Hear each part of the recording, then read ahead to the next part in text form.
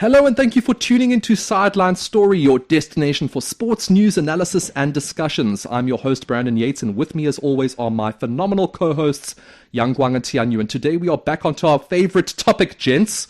We're talking football, and man, it has been, as has been described on social media, absolute cinema. What we've seen over the course of the first leg of Champions League quarterfinals has been absolutely sensational. We've seen goals, we've seen drama, we've seen outstanding individual and team performances. We've seen some surprises as well, both good and bad. So I can't really think of a time recently where Champions League quarterfinal action has been this thrilling, particularly from a neutral point of view. I'm sure for some of the managers and the fans of these clubs, and obviously the players themselves, it's been very dramatic and stressful just because of the amount of goals that are going in. Like I wouldn't want to be a manager or a goalkeeper in the last week or so. But man, from a neutral point of view and just from an advertisement for the Champions League, I don't think it could get any better than this. But Yang Guang, let's start with probably the biggest fixture that I think everyone was looking forward to, which was the clash between Manchester City and Real Madrid. And we just have seen in the past, in the Champions League, just some incredibly varied performances from both teams. And I think from my side of things, I'm always kind of surprised by the performances that Real Madrid put in, because when I look at them on paper, they definitely, I think, lack quality that they've had in the past in certain areas. But I think they just have this belief that the Champions League is their competition, and they seem to bring out their best performances in this competition. And we saw a 3-3 draw with a very strong Manchester City side. And, you know, what did you make of that performance? I mean, should City and Madrid be happy considering it was a high-scoring clash? And do Madrid have a chance of potentially getting through to the next stage, considering that 4-0 loss that they suffered at the Etihad, I believe it was last season, right? Yeah. So there's a lot of variables to get into. Yeah, it's definitely a fascinating game to watch. Perhaps the best Champions League game so far this season. Both teams offer their best attacking performances.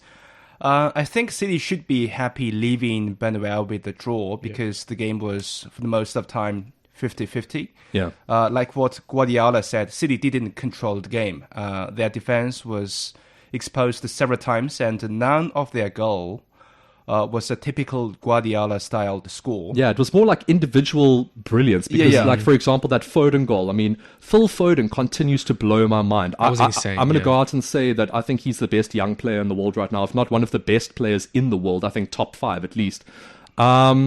And again, I think with regards to the defensive woes, to be fair to City, I think they are missing quite a few defenders, right? I think John Stones is out. Nathan Ake is out. I'm missing Kyle somebody. Walker. Yeah, Kyle Walker, who's just been one of the best right backs in the world.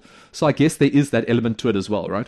Yeah, I mean, Real really grasped their chances, especially in the penalty area.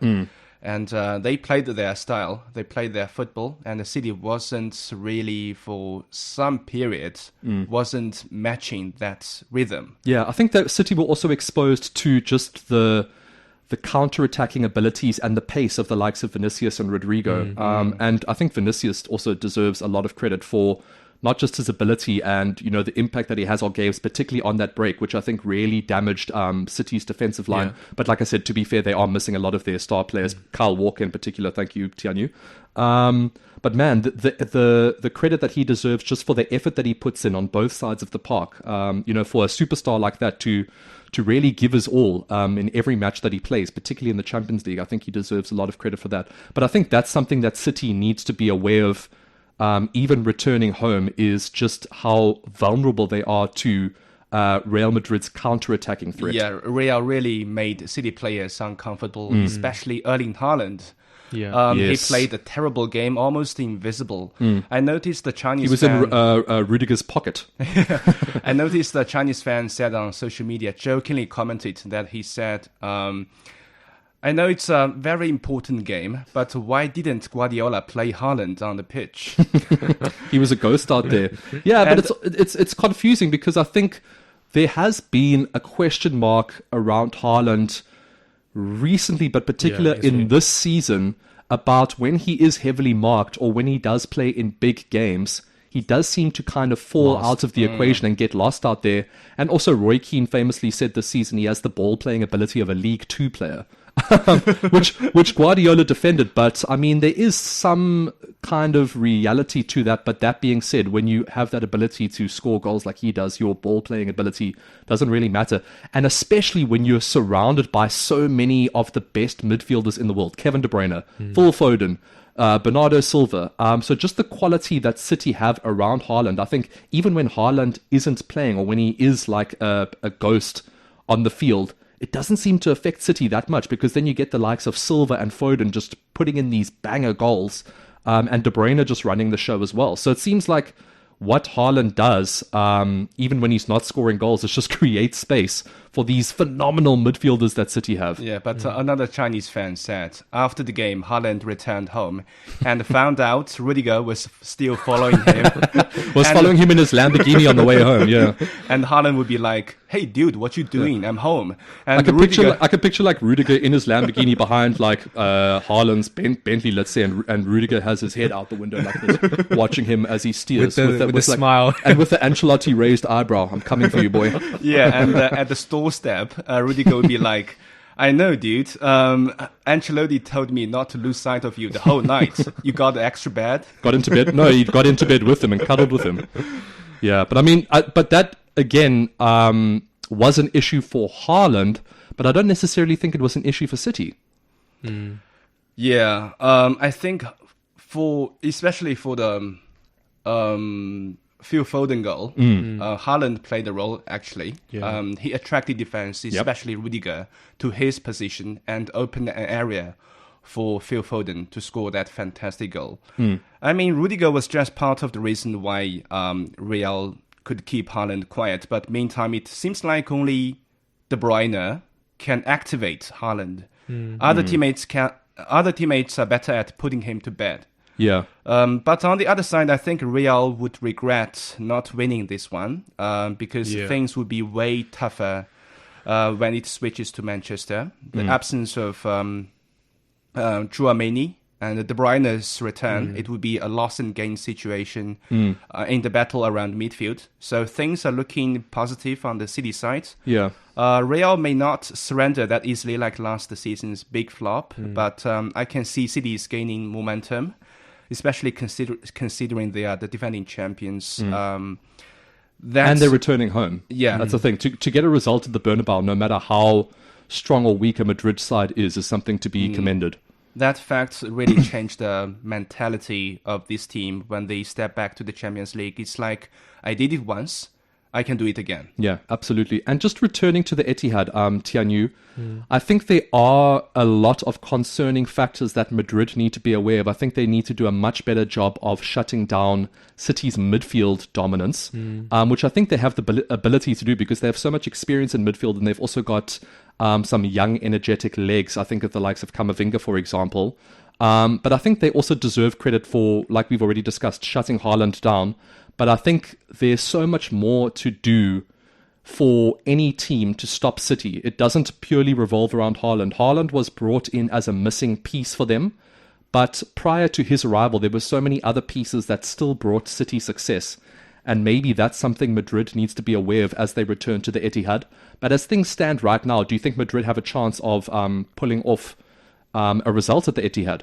Well, yeah, but as a Real Madrid fan, I'm really disappointed actually at the result of this game, because I was expecting the team to take advantage of City's injury situation and score as many goals as possible. I mean, 3 is not bad, to be fair. Yeah, but still not a win, right? Yeah. When it turned out that Real missed out on so many very good opportunities. Like in the first half, some of Rodrigo's shots could have been better, and City, on the contrary, took their chances and created some beautiful goals, like the ones by Phil Foden and Guardiola. Yeah. But again, I don't know how created those goals were in terms of Guardiola football, like we were talking about earlier. I think it was just moments of individual brilliance, which is still fantastic. But it also means that there are things that Madrid can do and continue to do returning to the Etihad that can still see them go through and not just completely capitulate like they did with that 4-0 result last time out. Yeah, there are a couple of players in Real Madrid I want to talk about who have not performed really well from my point of view in the game. First of all, unexpectedly was Jude Bellingham. He seemed to be at a loss for what to do in that game. I guess part of this situation can be explained by his recent injury, but essentially, I think he's not ready for playing as a forward. He's really playing like in an awkward situation in that position. Do you think he was nervous? That's what I'm thinking. So I think in this Madrid team in the Champions League, which is seen as Real Madrid's competition, and all of the expectation for not just midfield dominance, but for scoring goals and just for leading that Madrid through to the next round, I think is a lot of pressure to put onto the 20-year-old. And also to expect someone like that to also deliver the goals in a team that has as much experience and pedigree in the past that Real Madrid has, I think is also a bit too much to put on him. And I think that's why Real Madrid need to do everything they can to get an out-and-out goal scorer. I think they will get Mbappe, which I think will benefit them. But again, I think Thank you, by the way. I mean, I can't see him going anywhere else. But I also don't know if he's the type of player that Madrid desperately needs right now, because I think Vinicius and Rodrigo do a similar job to what he does. Although that being said, Mbappe does bring a lot more goals. Can be better. But I think Madrid need an out-and-out centre forward at this point, and someone for the likes of Bellingham to target, and to create space for Bellingham. So I mean, we're going a bit off track here, but let's talk about this for a second. Do you think Mbappe is the guy to do that? Do you think that he can score the goals and be the out-and-out number 9 that Madrid seemingly need right now? Because when he comes in, I assume that Vinicius and Rodrigo will stay. And it makes sense that Vinicius will stay down the left, Rodrigo down the right, and Mbappe plays through the middle. And maybe they can interchange. But is that what Madrid need?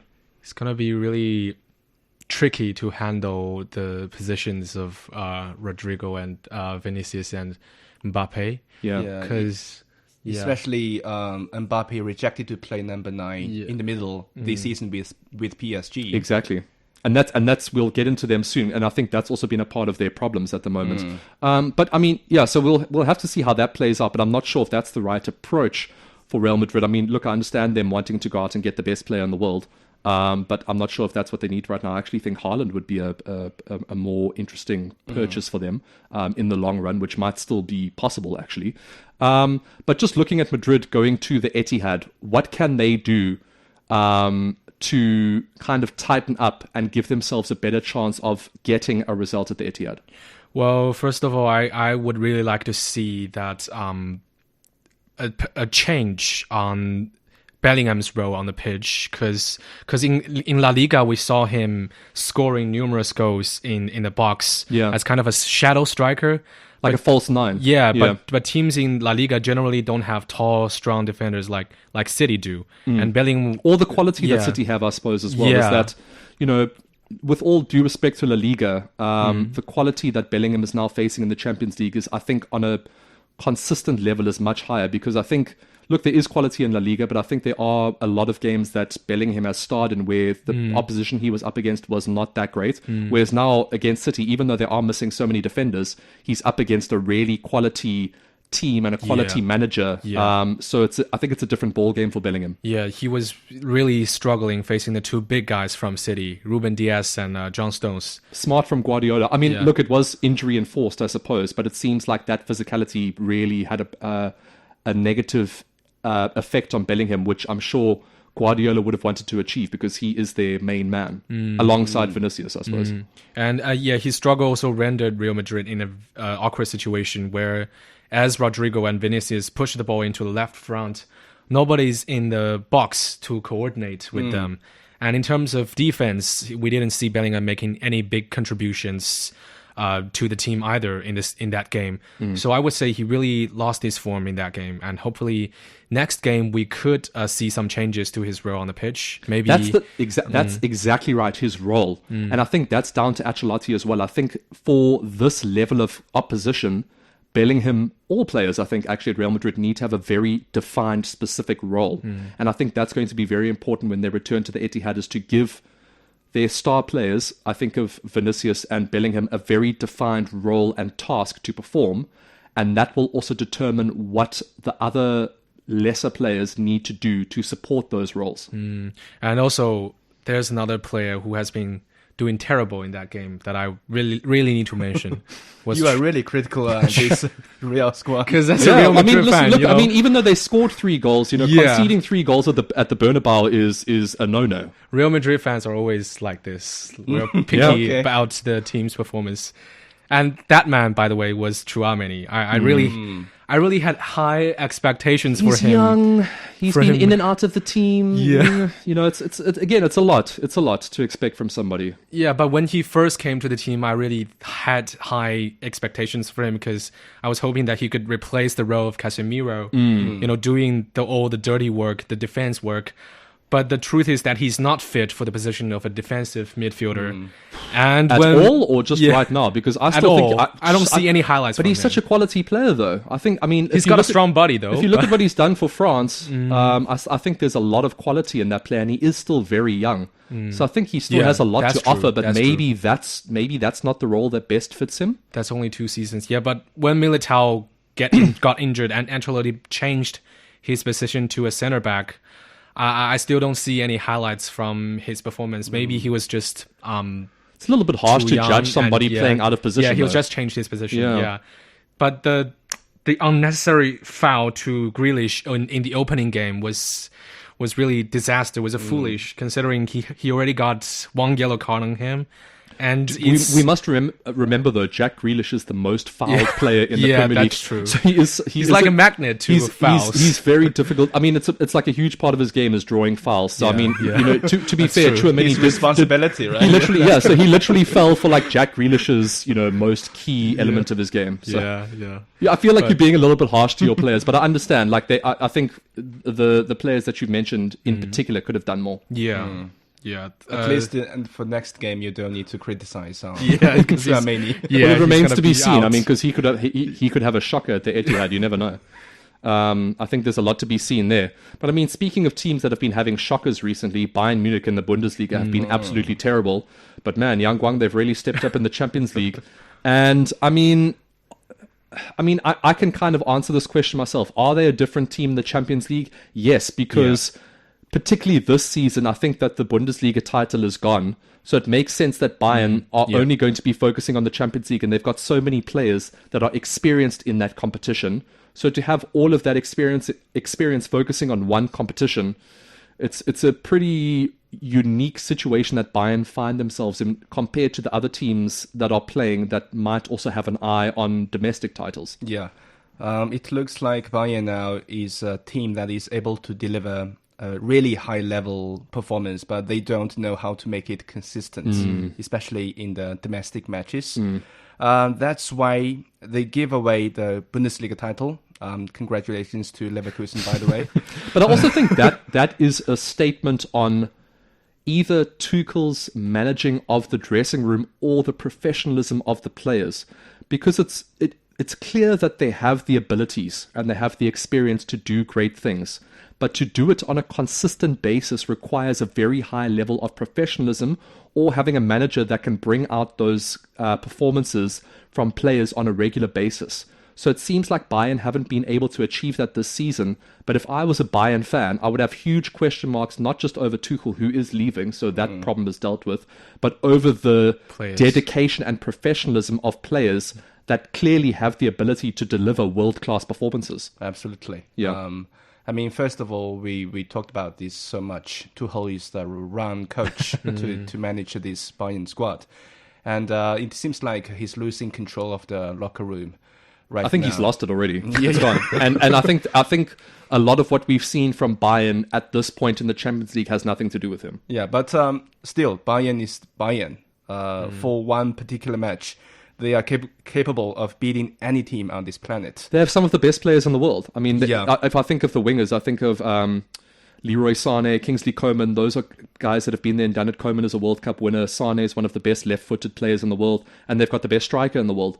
So if they do turn up on a day, they can beat, like you said, any team. Yeah. There's an old saying in ancient Chinese military literature, art of war, do not... Zhang Su. Yeah. Do not... press. That's a world famous. I mean, that's not. I don't know if you guys know this, but that's a very. It's probably one of the most famous works of Chinese literature globally. It's been translated into English and is read all over the world. Wow. Yeah, it's a very, very famous book. And there's a saying, do not press an enemy at bay. I think Bayern is at bay now at this stage. So Arsenal kind of woke a sleeping giant. Sounds like by the sounds of things. Yeah, Champions League is their only title hope this season. When you keep such an opponent at corner, the energy they generate will be multiplied. Yeah. I think Arteta should read more Chinese military classics. It might help because at this stage, do not try to dominate Bayern because they will fight harder than expect. Bayern bites. But with that, and Bayern did bite. But I think what was unique about Bayern and Arsenal's approach is that Arsenal did dominate, in my opinion, for large parts of the game. And they scored goals and they played really well and they stuck to their guns. They made 2 errors and it led to 2 goals for Bayern. So I think that was something that was kind of almost out of Arsenal and Arteta's control, was that they're a team that any team is going to make errors, but I don't think they expected that Bayern would pounce on literally the only 2 errors that I could see that Arsenal made. And a game that it looked like Arsenal were going to convincingly win was taken away from them, and now they have to go to the Allianz Arena and try and put together some performance, which I don't think they'll do. So I think while I agree with you, you do need to be aware of that dormant opposition side of things. In terms of what Arsenal did, it worked for them, but they only made 2 errors, and that cost them. So is that Arsenal's fault, or was that just a credit to Bayern's brilliance? I think both. Yeah. Arsenal made not 2 errors, many errors. We will get touch on that later. But meantime, Bayern is a team that, especially with Harry Kane on the team, you don't make mistakes against such a team. Yeah. With Harry Kane, Leroy Sané, and the Goretzka on the team. I think Bayern just showed they can grasp the opportunity they offered at the right time, at the right place. And I think it's a unique situation for them that's weirdly benefiting them just in this competition, because like I said, all of their focus is on that competition. Yeah, and they only and it's it's so easy to find inspiration and your best performance when you're playing at this level against that quality opposition. So there's no need for them to find inspiration or to find a dynamic performance, because this is what they've dreamed of. This is what they want to achieve. That's why players join Bayern. It's not to win the Bundesliga, it's to win the Champions League. So now that all of their focus is on that competition, I think Bayern are unexpectedly going to be a big danger as this tournament progresses, and I'd be very surprised if Arsenal can topple them at the Allianz Arena. I really don't see it. And speaking of Arsenal, Tian Yu, do you think that their lack of participation in the Champions League led to nerves in their performance against Bayern?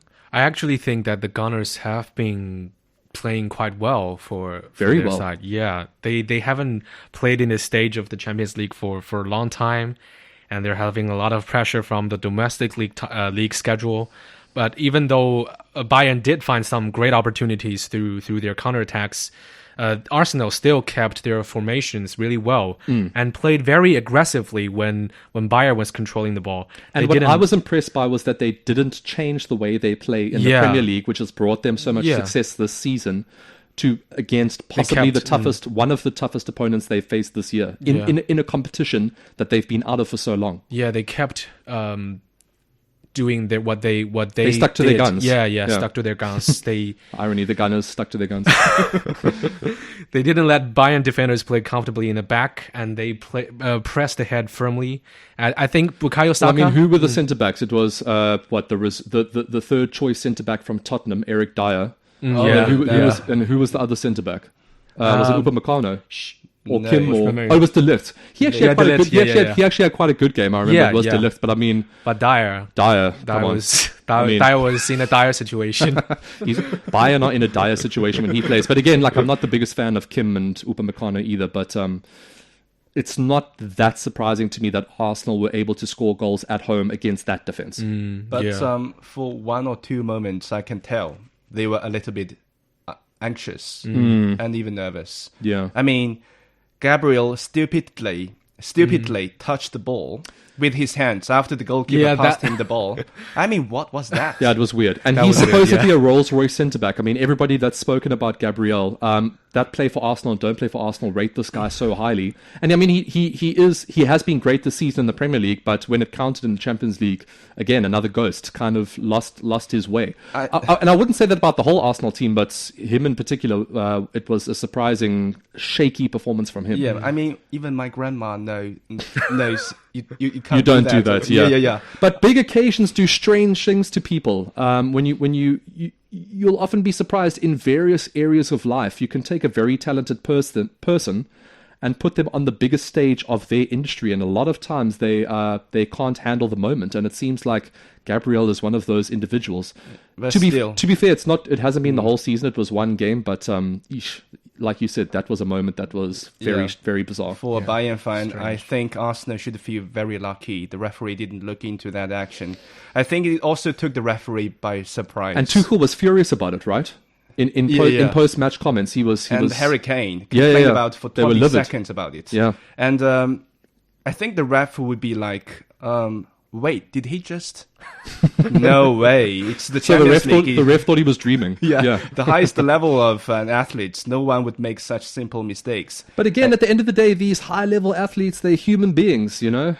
We put them on such a pedestal, but in a competition like that, in a moment like that, you know, that pressure can really break even the highest level athletes. And but even more details, Saliba's reckless tackle on Sané and Saka's intentional contact with Neuer near the end of the game. I mean, he could have shot it in the one-on-one situation, but instead he went for Neuer's leg and looked for a penalty. It's not Arsenal we've seen in the Premier League. They lacked confidence and played with hesitation for some moments. But possibly just the defenders, right? I think that's been the issue for Arsenal at this point in time, is that they've got relatively talented, but I suppose inexperienced centre-backs at the highest level, I think, of Saliba and Gabriel. And that was exposed by a world-class talent like Harry Kane and the likes of Sané. But also, when I think of Ben White and I can't think Tawebo, or I can't think of his name right now, but the other wing back for Arsenal. But let's just call it the wing backs for Arsenal. I think those are also areas that are going to be exposed by the likes of Koeman, Mane, and the speed that Bayern has out wide. And if they are exposed, and you've got Harry Kane in the middle causing problems for the centre backs, I think I don't know if that's necessarily nerves. I just think it's high quality attacking talent taking opposition of an area of Arsenal's setup that is their weak point, and to have a weak point of defense against that level of quality and experienced attack, that can be a huge problem, especially now when they go to the Allianz Arena. Yeah. Take a look at the first goal of Bayern. It was actually a chain reaction. It first started A chain reaction of errors. Rice, who lost mark on Sané and on Gnabry, and then Gnabry passed the ball to Sané, and Sané with rounds through, make breakthroughs through these defensive players with his speed, and that was the goal. Yeah, I think so. Maybe it was because of Bayern, which delivered such high performance, high quality performance that when it mattered, not necessarily throughout the whole game, but in very key points of the game. When Arsenal dropped their heads or lost concentration or got a little bit nervous for certain periods of the game, I think Bayern did an outstanding job of exposing that, and I think they'll continue to do so at the Allianz Arena. I'll be very surprised if Arsenal can put something together there. But now when we look at PSG and Mbappe, Yang Guang, of course, we've already mentioned it in this podcast. There's so much speculation about Mbappe's future, and at this point, I'm pretty much certain that Mbappe is going to leave and will most likely join Real Madrid. And with that in mind, it's still interesting to me that Luis Enrique and PSG are putting so much emphasis on relying on Mbappe to carry that team and potentially take them to the next stages of the Champions League, maybe the final, and hopefully lifting the trophy if you're a PSG fan. But has this speculation, I say in inverted commas speculation because I think it's a done deal, around Mbappe's future affected their Champions League performances, and were Barcelona able to take advantage of that? To some extent, I think so. I don't know if this has impacted his teammates or not, because PSG as a package wasn't that bad. No, they weren't. In recent Champions League games, or even in that game against Barca, I think it was still a pretty solid performance. But it seemed like Xavi got his substitutions right. And I think a couple of unknown Barca players also performed incredibly well. Unknown Barca players. No, like there were guys that came off the bench. What's the last time we called Barca players unknown? But that's what's interesting about what Barca's doing right now. Because of their financial situation, there's so many youngsters that are coming through. I agree, and I mean, they're very talented. There's a couple of guys that I'd never heard of before this game that came on and delivered really exceptional performances. I mean, even in this podcast, I can't remember some of the names of the guys that had an impact on defeating a PSG team that has, the likes of Vitinha and Mbappe and some really talented players. Yeah. I mean, for that particular match, Mbappe was rather quiet in the first leg against the Barcelona. Chinese fans said the week's Champions League should be themed the Lost Stars. Yeah. Haaland, Bellingham, and now Mbappe, arguably the best three footballers now in the world. But the weird thing about Mbappe, it just also seemed like he was making the wrong decisions, and he was struggling to beat players, which he normally doesn't do. I think he had 0 shots on target in this game. So even if you're off your game, to be that off your game is quite strange at this level. Yeah. But that being said, I mean, besides maybe Dembele, did Barcelona have any other PSG players that they really needed to keep an eye on? I don't necessarily think so. So I think maybe Mbappe was also utilized in the wrong way and was targeted by Barca's defenders. So I think it might just be a lot of factors that are also playing against Mbappe right now. Remember how Mbappe played against Argentina in the World Cup final? He was targeted. I don't think... But look at the quality he has around him, though, in that French team compared to this PSG team. Yeah, that's also true. Yeah, but I agree. Like, I think even when world-class players are targeted, they should have the ability to deal with that. Yeah.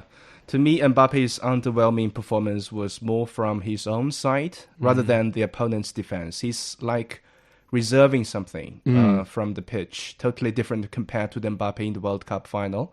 Not even close. So I guess his future plan, his next stop of the playing career, those kind of things have held him back a little bit. But that being said, it's still the quarterfinal of the Champions League. Even if you are leaving next season, surely you're thinking, I'm in the Champions League right now. I'm in the quarterfinals right now. And what an amazing way to leave Paris as well, if he is leaving, is to lift the trophy with them for the first time. So I would be surprised if motivation is his problem.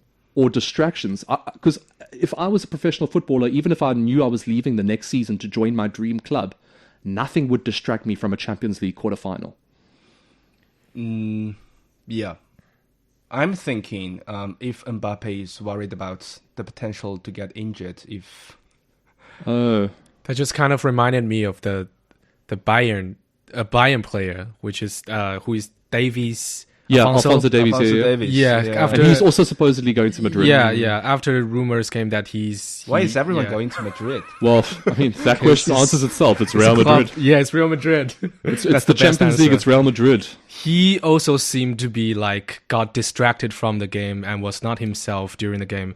After, but it's if it's a group stage game, I get it. But it's the quarterfinals of the Champions League. Yes, you're leaving for Real Madrid, which is the dream move, but you're still playing for Bayern Munich or PSG. Nothing would distract me from putting on the best possible performance to impress my future employers, number one. And number two, you've still got a chance of lifting the Champions League before leaving. And that's why guys go to Real Madrid, is to lift the Champions League. So they had a deal with Real Madrid that to not get injured. They want to get the price down. Oh, yeah, maybe.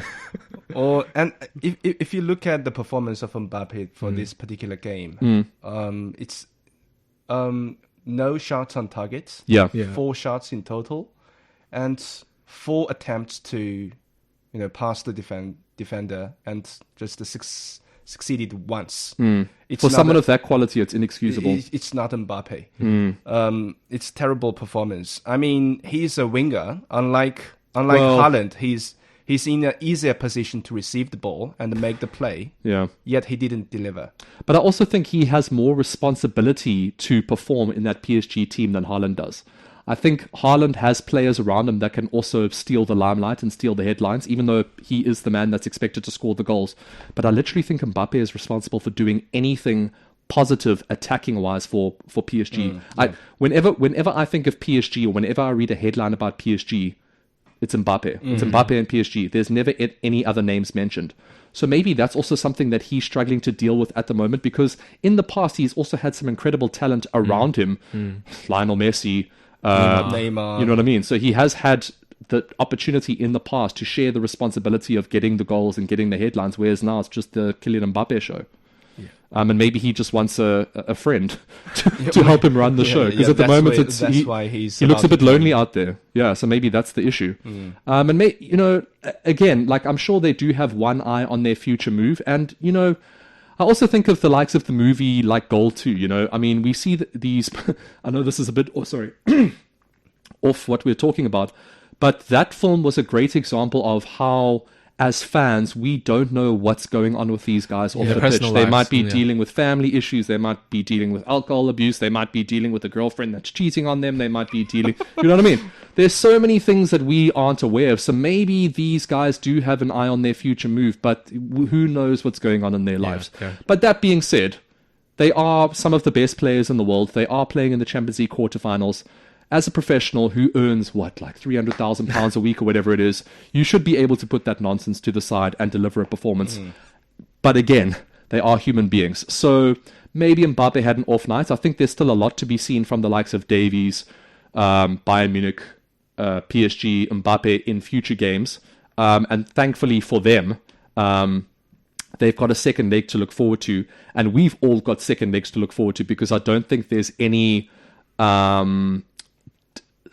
defined result at this point. I think there's still all to play for in the second leg, so that's going to be very exciting to watch. But I think of the likes of Mbappe and Haaland in particular, I think those are going to be players that we are going to potentially see improved performances from. But man, there are so many games and performances, particularly from some of the teams that we've mentioned today, to look forward to in those second legs. So I think things are going to get even more exciting than they have already been. But with that in mind, man, I think we have to agree that this first leg of Champions League quarterfinals has been absolutely breathtaking. Yeah. But that is all we have time for on this week's episode of Sideline Story. Thank you so much for joining us. And of course, we will be back next week with our latest topic, and we'll see you then. This is CGTN Radio. Hear the difference.